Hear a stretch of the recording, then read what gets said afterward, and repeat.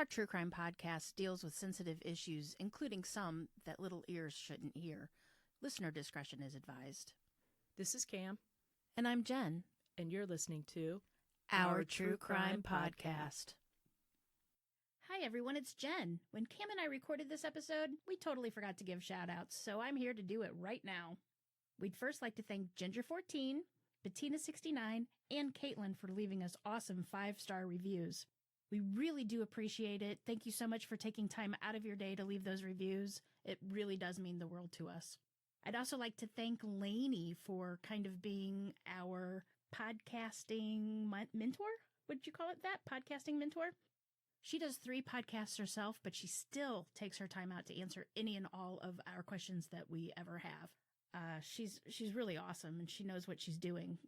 Her podcasts are True Crime Fan Club Podcast, We're All Just Pretending Podcast, and It's Haunted, Now What? If you aren't listening to these, you should. She's awesome. She's great. So go subscribe to them and listen, and you'll love Lainey as much as we do. 2 other people we'd like to thank are Drew and Claire. They're our biggest cheerleaders. They've been with us since the beginning, helping us get this out and giving us positive reinforcements. We love you both. Thank you so much. And last, but certainly not least, is Nancy. Huge thank you to Nancy.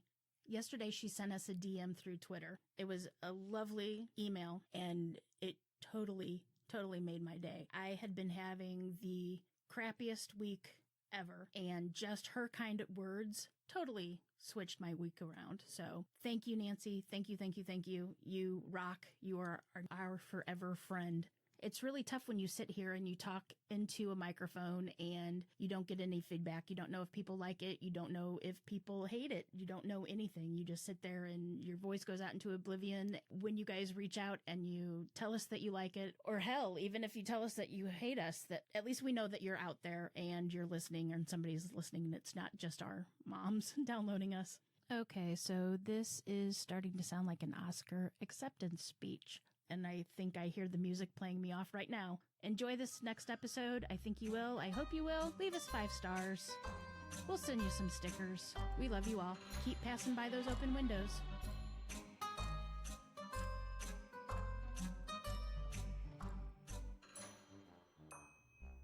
Hey, Jen. Hey, Cam. How are you? I am great. How are you? I'm doing fantastic. Good. Glad to hear it. Good. What's going on? We've actually had a lot of downloads. Woo! I know. It's in the 1,000 Mark? I mean... 1,000th? It's over 1,000. And to tell you... we actually hit over 1,000, and it was a while back, but I just wanted to right now mention it, and I want to thank everybody that has downloaded. Thank you guys so much. We just thought our parents would listen to it, and actually one of the first comments, somebody said that it was only for our parents, so thanks for that. Thanks for 1-star that. review. But hopefully... Don't cry, Jen. It's okay. No, I spoke really loud, and, our mics are really turned up high, and it hurt my eardrum. But anyway, we just want to thank everybody. And thank you. We didn't... Whatever. I'm going to cry. But anyway, thanks for everybody's support, and thanks for telling people. And keep telling people, please. We're very grateful. Trust me. You don't even know how grateful we are. So what you got? Okay. So you and I, we talk about crime. We do crime, all that stuff. But sometimes you have a case and you say, WTF. Seriously. Like, I mean, it takes being messed up to a whole new level. Right. That's what I have for you today. Well, usually I say the full words, but since our moms listen to us and we don't want them to find out that we curse. I kind of like WTF, though, because it has a little bit of... WTF? Like, W, like, what? Like, what? Yeah. That's how I feel about this case. And it's something else, let me tell you. Well, I can't wait to hear it. What is it? I'm glad you asked that, Jen. So I'm going to start this out, and we're going to talk a little bit about this first. I think you can agree with me that no matter what goes on in the cold, cruel outside world, our house is our peaceful place, right? Mm-hmm. It's our safe place. And as a mom... It's a place where you can go without pants and nobody judges that's right. you. Or a bra.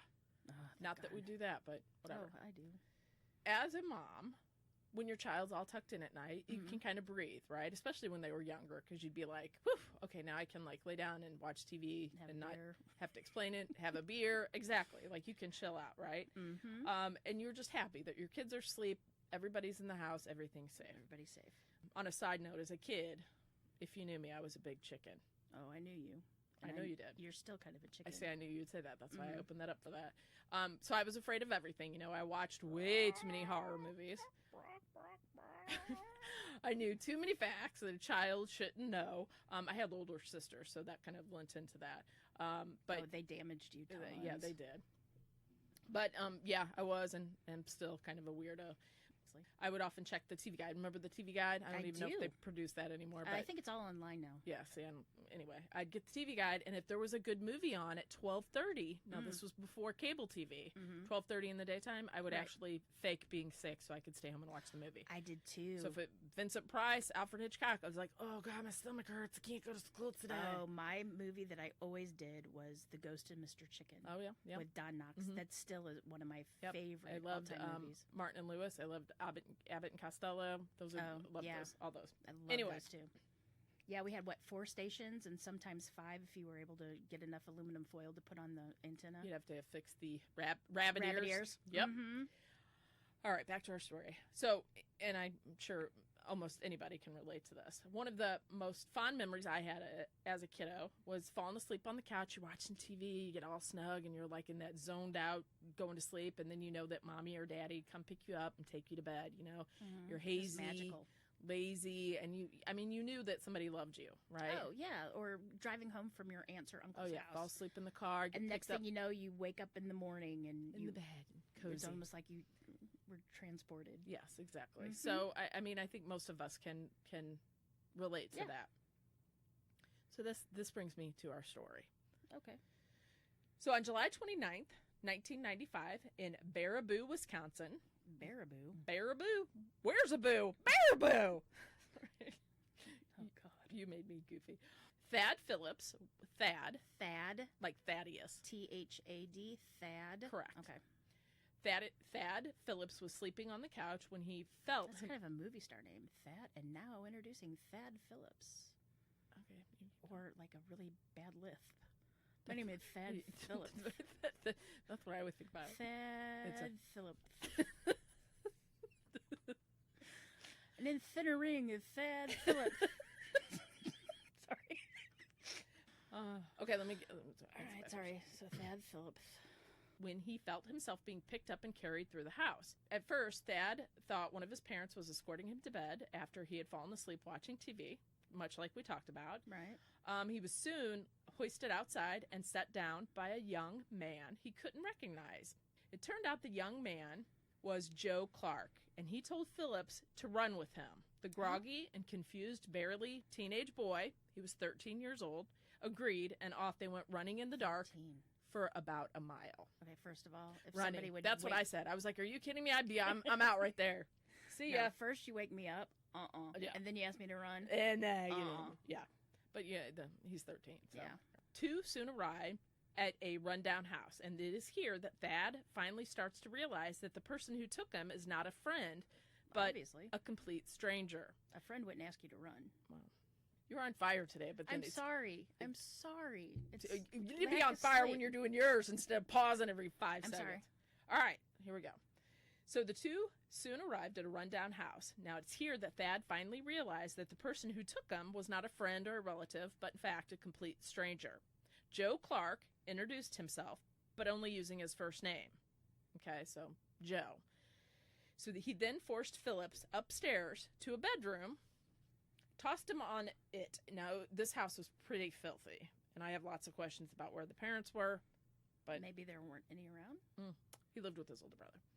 Anyway, tossed him on the bed, and it was here that Thad started to know that something wasn't right and that he was in trouble, okay? I mean, and this is a small town, too. Baraboo, Wisconsin. Right. It's not very big.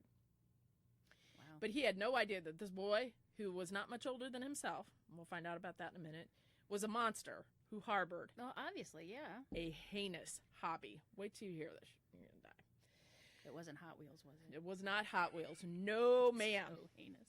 Okay, so shortly after Thad hit the bed, Joe Clark proceeded to viciously twist and turn one of his ankles until it snapped and splintered. Ugh. The pain was immediate and excruciating. Shock obviously was setting in, but Phillips was going to fight, and he managed to free himself from Clark's grasp and limp his way downstairs, where his abductor caught up with him and threw him on the couch. Sounds like Misery with Ann Wilkes. Oh, that's exactly. Just it's Number terrible. one fan. Angry that he was trying to escape, Clark pushed Phillips' leg upward toward the boy's own head and over and leaned in till the thigh snapped. Oh, Jesus. His thigh. Can you? Oh my God. The pain on that has to be excruciating. The abuse continued into the night. Strangely, Poor thing. Clark tried to set Thad's injuries by using crude casts of socks and ace bandages. Wait, so he broke? He would purposely break Thad's bones, and but then he would go try to heal them. He would set them. So, he'd Okay. wrap them. Yeah. Using socks and ace bandages. Well, So thinking that Thad would not be able to escape, Clark left his injured victim alone on the bed while he went out for a little bit. Apparently convinced well, he can't move, so... that his injuries that he inflicted would be enough to keep Thad trapped. But Joe Clark underestimated Thad Phillips. The broken yet brave youngster dragged himself down the stairs and made it all the way into the kitchen. And I can't even imagine that with those bones, right? It's Philip the will to survive is what that is. It is. Phillips had hoped he could just make it to the phone, call for help, and wake up from this terrible nightmare. However, Clark soon arrived home with a girl in tow. How is that bizarre or what? Sorry. He brought his girlfriend over? Yeah. Or was it just a girl? Well, it's a girlfriend. He's got a girlfriend. Oh. So the couple sat down on the couch and were unaware that Thad was lying silently and in terrible pain just in the next room. Did she know that he was there? No. At all? No, Okay. she did not. Thad remained quiet. Unfortunately, when Clark's friend, his little girlfriend, left, Clark discovered Thad lying in the kitchen. Clark was surprised at how his victim had made it all the way down the stairs, especially after all the injuries that he had already inflicted upon him. But after gathering his wits, the sadistic Clark dragged Thad back upstairs to continue the brutal punishment. It's at this time that Clark threatened to kill Thad, actually. And it had become clear that maybe, just maybe, this was the plan all along, and that Clark's ultimate intention from the start. So now, it may seem that Joe Clark was disabling this boy so he wouldn't escape, but that's only part of the story. During the time of Thad's kidnapping, Clark began to divulge little things to him. Like Clark admitted to him that he liked to hear bones break. So during this time of Thad's kidnapping, Clark began to divulge certain things to him. For instance, Clark admitted to Thad that he liked to hear bones break. He liked the sound that bones made as they popped and cracked. But that wasn't the only thing that Clark liked. Clark liked to tend to the injuries and took pride in wrapping the injuries in socks and bandages, like, some sick, twisted nurse, right? So I'm going to break that, cause that. Yeah, A medic, yeah. Yes. So Joe Clark, the person who stole this young man from his home in the middle of the night, was only 17 years old. 17 years old? 17 years Only old. 4 years older than... Correct. And he was a sadist. Now where was his parents? We get to that. Okay. Well, we don't really, but... So a sadist, he's a sadist. A sadist is defined as a person who takes pleasure in inflicting pain, punishment, or humiliation of others. And obviously, at 17, right? At 17, yeah. And he's living his best life Where there did with he his learn girlfriend. Like, his girlfriend comes over. In a dirty apartment or house or whatever. No, it was a house. Okay, so perhaps one of the most unnerving things about all of this was that in between the torture sessions, Clark would treat Phillips like they were best buddies, best BFFs. He'd put movies on, and the boys would sit on the couch and talk. In fact, there were times when Clark would even carry the boy to the couch so that they could watch TV together. It really is like Misery. It's crazy, right? So Clark seemed like, they were buddies, and this was all just normal bro time. Let's go hang out, brah. Clark talked about his cars, his family, how he lived with his brother in this filthy house. So he did not live with his parents. His parents are around, but he and his older brother lived in this house. Now, how that came about, I don't know. I couldn't find it anywhere. So it was during these bonding sessions that Thad asked Clark that since he liked breaking bones so much, why didn't he do it to himself, as it would seem like it'd be much easier? Clark simply said, it's just not the same. Probably hurts too much, too. Thank you. So sadly, when Clark would take Thad upstairs, Thad knew what was about to happen and that the torture time was once again upon him. Clark would tell Thad that he was ready to do some more damage, and as if it was like a normal thing, right? So let's go upstairs. We're done watching, Stand By Me. Let's go upstairs. Now I get to break your thigh. Woo, okay.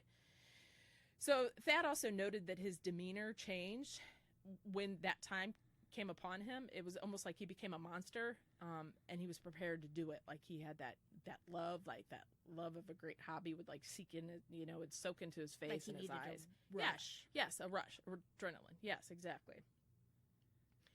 So the torture that was inflicted upon poor little Thad Phillips was severe, and eventually it's going to be life-threatening. It would go on for hours at a time. Now, it seemed that if something frustrated Clark, like if he got mad at his girlfriend that time or whatever, he'd take it out on Thad. For instance, this one time his car wouldn't start. He went outside, it wouldn't start. So he came in and he twisted Philip's legs until they snapped and splintered. So again. He was the human equivalent to kicking the dog. Right. He broke his knees and even jumped it on his chest. Oh, gosh. That was at that one time. Kid. Yep. So anytime he tried to fight back or escape, the torture would become more violent.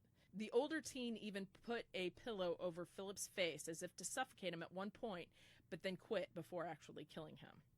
That poor, 13. Can you imagine being 13? And the other kid's only 17. I mean, and I'm sure the 17-year-old's bigger than him, but it can't be that much bigger. The pain must have been, with no drugs, no nothing drugs, no. to help. No. I mean, at 13, I was thinking I was going to die because I had period cramps. Hope was beginning to fade as the second day was coming to a close. Thad was in excruciating pain and now had several injuries, but he also knew that he needed to attempt to escape because he knew, it would never get better. Yes, he is going to die. Even if that child, older kid, didn't kill him, he's going to have internal bleeding and he is going to die just from his separate piece, wounds. Remember? Bone shard went into the heart after he fell out of the tree and broke his limb. Yeah. Only 13 years old, he was much smaller than Clark, but he knew that he needed to survive. His will to survive was strong, and his fight, he had it in him. Way more so than I think probably many adults. So on the evening of July 30th, Thad got his chance. Clark left the house, but this time he was not going to take any chances like he did before and risk Thad escaping. Oh, heck no. So Clark locked the young boy in a closet with no food or water, by the way. And he had been depriving him of this whole time. Thad, by this time, was dehydrated and facing exhaustion, but he knew it was either now or never. Right. So in the small, dark closet, I thought this was pretty ingenious. In the small, dark closet, he began to feel around to look for something that might help him get out. He found it. It was an old guitar. Thad took the guitar and started to bang against the door, and finally the door came down. The door was only the first hurdle, as his severely damaged legs would not allow him to walk out of this hell. Could you imagine? No. Oh, the poor baby. With his Seriously. legs. I know I keep saying that over and over, but I can't even and the kid's still articulate going. what. We're approaching the second full day. It's crazy. The end of the second full day of this. The door was only the first hurdle, as his severely damaged legs would not allow him to walk out of this hell. With his legs useless, and obviously in dire pain, Thad slowly dragged himself out of the torture chamber and down the stairs. This is terrible. The pain was so severe that he would repeatedly pass out from the pain, regain consciousness, move some more, and then pass out again. During this time, Thad would think about his family and those that loved him, and he knew he had to keep going. He finally made it down the stairs and found a phone in the kitchen. Good boy. He managed to get the phone, called 911. The operator was in such disbelief, she had a hard time believing his story was true. Officers quickly responded to the Clark house, where they rescued the horribly injured boy. And here's the kicker, he had only been held captive for about 43 hours. That's it? 43 hours in total. But the brave 13-year-old had sustained horrible fractures to both legs, ended up requiring several surgeries over the next few years, and actually resulted in a permanent limp. Even though the abuse had ended for Thad, thank goodness, the story is far from over. You see, during their bonding sessions that they kept having that was so odd, Clark had confessed to Thad that Thad was not the only one that had endured this twisted, freakish At 17? hobby, and that he had done this before. In fact, Clark admitted to having done this to 2 other boys. No way. 2? Yeah, he's only 17 years old. Thad could recall one of the boys' name was Chris, but sadly couldn't remember the other boy's name. You see, on July 4th, 1994, Baraboo, Wisconsin, same town as Thad, Chris Steiner, age 14, disappeared from his home. His bedroom was empty and the window screen had been cut. There were clear indications that he had been kidnapped. There was a shoe impression outside the bedroom window and muddy tracks inside, as well as an open patio door. So just 6 days later, a small body had been discovered draped over a partially submerged tree on the edge of a Wisconsin River sandbar. Dental records proved the body to be that of the missing young boy, Chris Steiner. After examining the body, the pathologist determined it was death by drowning, but the manner of death was marked undetermined. This meant that the boy had drowned, but was it an accident or was it homicide? Now, I had to look into that a little bit because I wanted to be clear on what the difference was between, saying it was death by drowning, but the manner of death was undetermined. Because to me, that would seem whatever. But there is a difference because I looked it up. Okay. So one aspect of death investigation involves evaluating the cause, mechanism, and manner of death. A cause of death is whatever made the death occur, such as strangulation. And the mechanism is what happens physiologically. So, in other words, oxygen deprivation. The manner of death, according to classification, places it on one of 4 categories: natural, accident, suicide, or homicide. If it cannot be classified, such as the case with Chris Steiner, then its manner is considered undetermined. So now that all makes sense, right? It's estimated that somewhere between 15 to 20% of all deaths around the country occur in a manner that is undetermined. So that's the difference, and I think that's interesting because it is like you can see that somebody died, and you can determine how they died, but then was it on purpose or accident? So that makes more sense to me. So with no clear leads or ideas about what had actually happened, the Steiner case went cold. No one in his family knew how Chris could have drowned, but since it was not clearly a murder, the police did not look for a perpetrator. Right. Which I think is weird. Did they think he snuck out of his own house? I mean, to me, he was kidnapped, so... Well, it sounds like he was kidnapped, but it could have been also that they could have thought that a friend came and picked him up. Yeah, I don't know about that. And he went with the friend, and then there was some kind of accident. It's true. I don't know, but I would have... If I was the parents, I'd be having a heart attack. They'd never hear the end of it from me. Exactly. So strangely, an autopsy that was performed showed no traumatic injuries on Steiner's body, though police remained convinced foul play was definitely involved. The mysterious crime was something new to that rural town of Baraboo. The town officials hoped that the young boy's death was isolated and a one-time tragedy.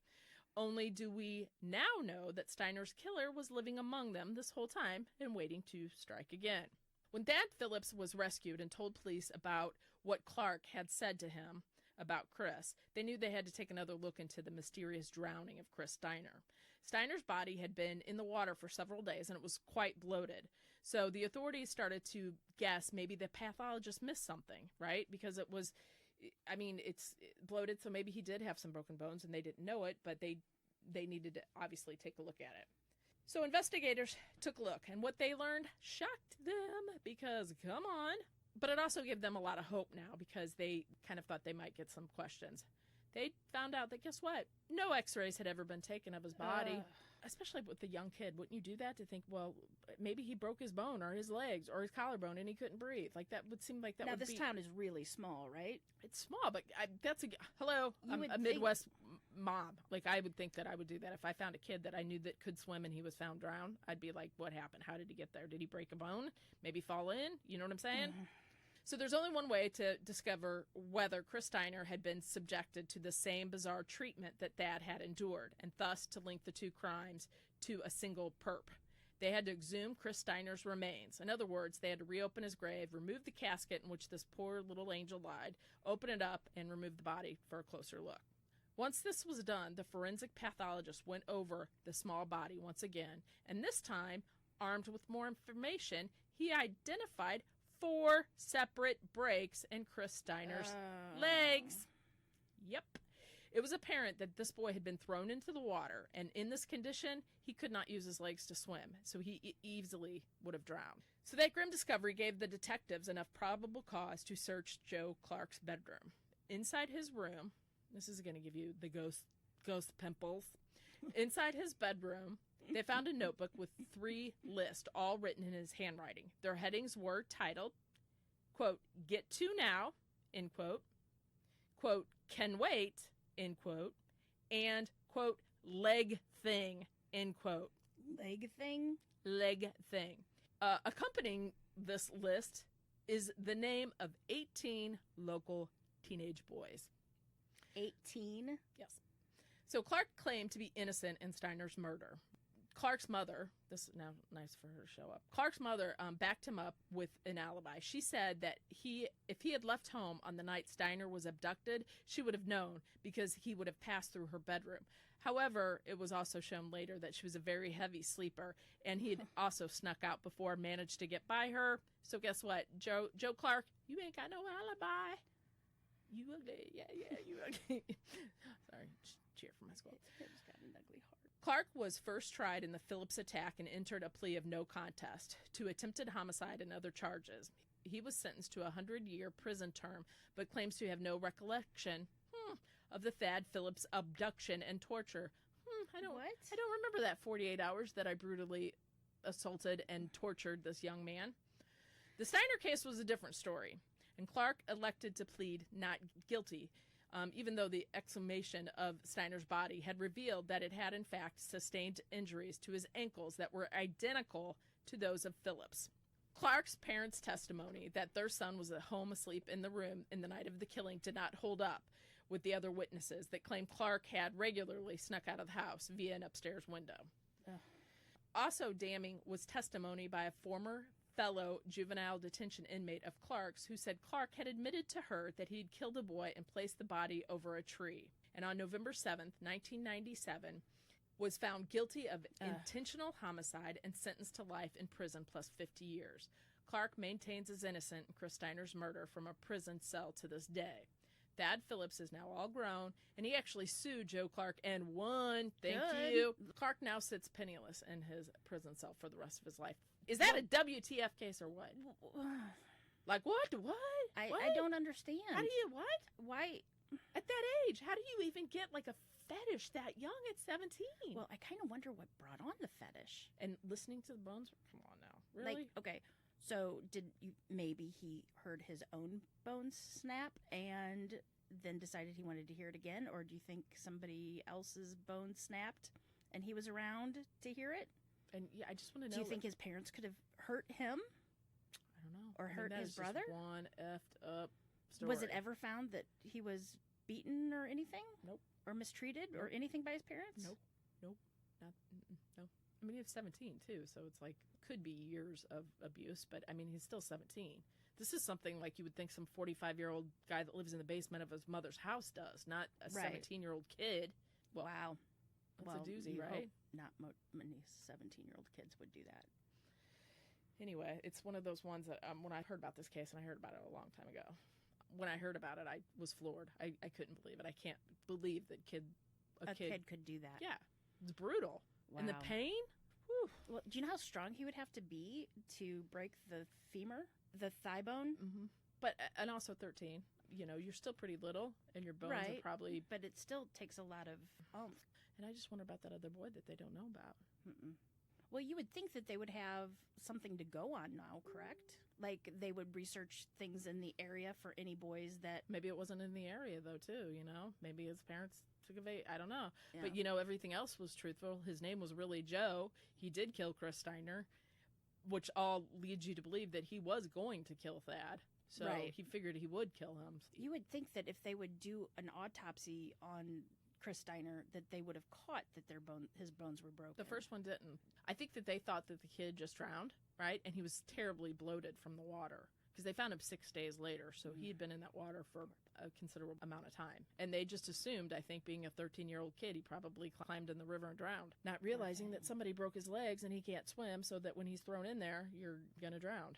Ugh, that's awful. I'm glad they caught him. All right. Yeah. Cool. Well, great case. Very interesting. Thanks for bringing that up. Sick. So sick. I don't depraved. So don't get this. Get how. All right. How can people find us, Jen? We are on Twitter at Our True Crime Pod. We are also on Facebook. We also have a Gmail account where you can email us and tell us how wonderful I am. That's ourtruecrimepodcast@gmail.com.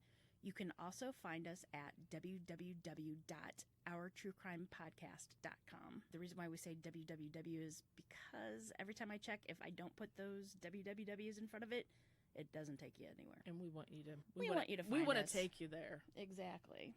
So thanks for listening. That was a good one. Make sure to check us out every Wednesday. Leave us reviews, please. 5-star reviews. Or email us with your concerns, questions. If you have an idea for a case, I've been getting, I've had lots of people contact me, and I'm like, it's on our list. It's on our list. It's on our list. Yeah, I've had a few. Can only do one a week. So exactly. Kind of have a couple in the back kind of going around at the same time, trying to research those and get those going. So hopefully, like I said, we'll have those out for you. If you have any ideas, hit us up. And also tell a friend about us. No, tell 5 friends. Come on now. Or 5 enemies. We tell don't everybody care. At your lunch table. Just tell somebody. Thank you. Love you. Okay, weirdo. And remember, kids, lock your doors. And keep passing those open windows.